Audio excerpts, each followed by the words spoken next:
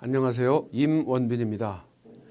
임진왜란이 벌어진 시기는 동서양을 막론하고 전쟁사, 무기체계의 발달사 측면에서 볼 때 그야말로 획기적인 시기였습니다.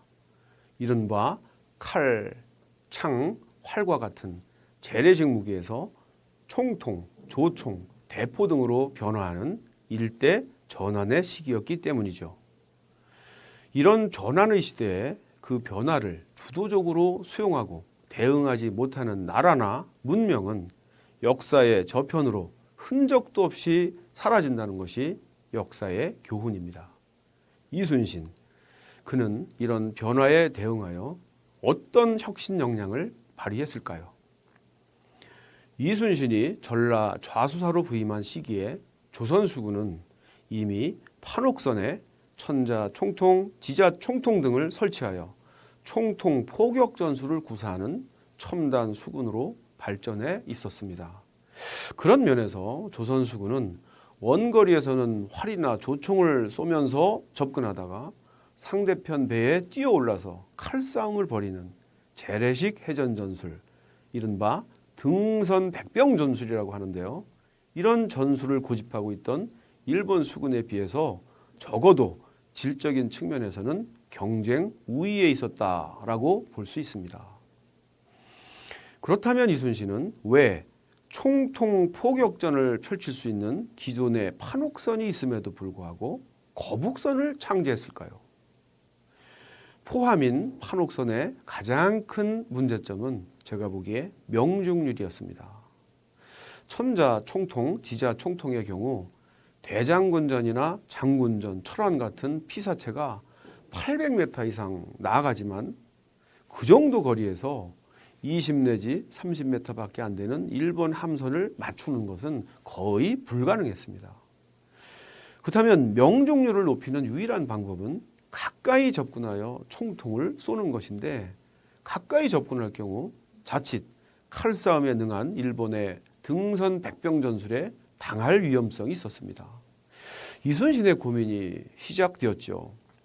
가까이 접근하여 총통을 쏘아서 명중률을 높이고 또한 그 배에 타고 있는 우리 조선수군 장병들도 보호할 수 있는 그런 배가 없을까? 이 두 가지 조건을 만족시키면서 탄생한 배가 바로 거북선입니다. 거북선은 해전이 벌어지면 곧바로 적의 지휘선을 향해서 돌격합니다. 그리고는 가까이 접근하여 선수의 용머리에 그 입에 설치되어 있는 현자 총통을 적의 지휘관이 있는 누각을 향해서 발사합니다. 현자 총통에서 사용하는 피사체는 주로 인명살상용 조란탄이기 때문에 이때 일본 지휘관 주변에 일본 장병들이 상당수 피해를 입습니다. 그 다음에는 충돌하기 전에 선수를 돌려서 현 측에 있는 6개의 화포구멍이 적선을 향하도록 하고 천자 총통, 지자 총통을 발사합니다.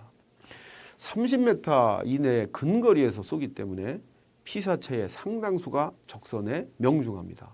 그런데 이때가 거북선이 가장 취약한 시기입니다.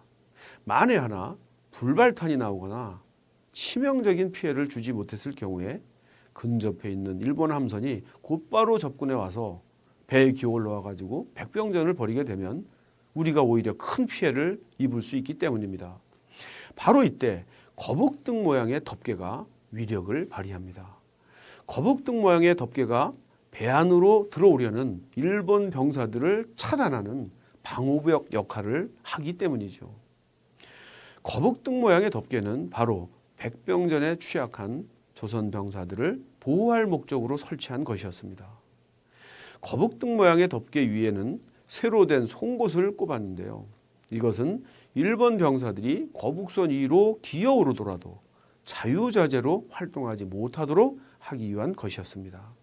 한마디로 거북선은 근접포격용 돌격선으로서 조선 수군의 주력 무기인 총통의 명중률은 제고시키고 일본의 장기인 등선 백병전은 무력화시키기 위해서 만든 이순신의 창제품이었습니다. 거북선은 우리가 생각한 것보다 많이 건조되지 않았습니다. 한사내전 때 참여한 거북선이 2척 내지 3척이고요. 자료상으로 확인할 수 있는 최대의 척수가 5척입니다. 그러나 비록 척수는 적었지만 돌격선으로서의 거북선이 일본 수군에게 준 공포감은 엄청났습니다. 일본 측 자료를 보면 그들은 거북선을 맹선, 이른바 장림배라고 불렀는데요. 조총과 활 이런 거를 쏘아대도 꿈쩍하지 않고 돌격해오는 거북선. 장님처럼 눈이 없는 것 같은데도 성큼성큼 다가와서는 내성병력 같은 총통을 쏘아대는 괴물 같은 거북선. 거북선은 그야말로 일본 수군에게 공포와 전율의 대상이었습니다. 마치 6.25 전쟁 때 북한군의 탱크에 카빈 소총이나 M1 소총으로 맞서면서 우리 국군들이 가졌던 심리적 공포감과 유사한 효과를 준 것이 바로 거북선이었습니다. 단순히 전투적 측면뿐만 아니라 심리적 측면에서도 매우 큰 효과를 보았던 것이죠. 다음으로 살펴볼 이순신의 혁신의 산물은 널리 알려진 하익진입니다. 하익진은 배의 현측에 다수 배치되어 있는 총통의 효율성을 극대화시키기 위해 창안된 혁신적 진형법입니다.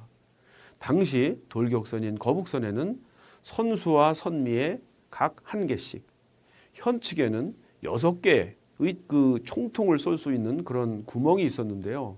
아마도 판옥선도 이와 유사한 숫자의 총통 구멍을 가지고 있었을 것으로 추정이 됩니다. 거북선과 판옥선의 공통점은 선수보다는 현측에 많은 총통을 배치할 수 있었다는 것입니다. 그렇다면 어떻게 이 배가 기동을 해야 조선 수군이 가지고 있는 총통의 파괴력을 가장 효율적으로 발휘할 수 있을까요? 그것은 근접할 때까지는 선수에 있는 1, 2문의 총통을 사용하지만 궁극적으로는 다수의 총통이 배치되어 있는 현측이 적선을 보도록 기동해야 한다는 것입니다. 한사내전 때 사용된 하익진은 다수의 총통이 배치되어 있는 배의 현측이 적선을 보도록 기동하면서 선두의 적선에 대해서 포격을 집중시키기 위한 진형법입니다. 한사내전에서 이순신은 선두에서 돌진해오는 2 내지 3척의 일본 함선을 학의 날개 모양으로 에워쌉니다.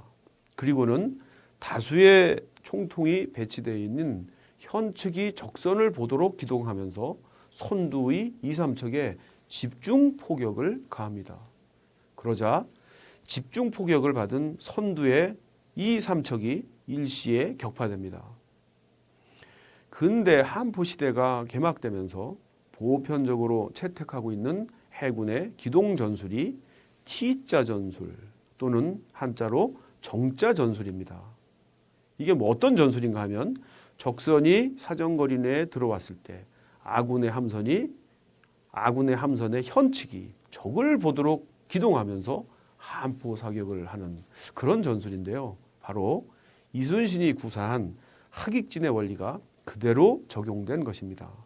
이렇게 볼 때 한사내전에서 사용된 하익진은 근대 한포 포격 전술의 효시다라고 그 위상을 자리매김할 수 있을 것 같습니다.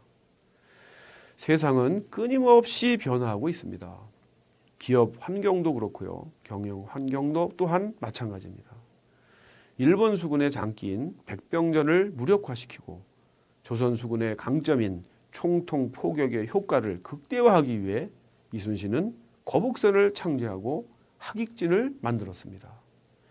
혁신의 리더 이순신, 그의 승리는 혁신의 승리였습니다. 나는 우리 조직은 변화하는 기업 환경, 조직 환경에 대응하기 위해 지금 어떤 혁신을 구상하고 준비하고 있는지 꼼꼼히 점검해 보아야 하겠습니다. 감사합니다.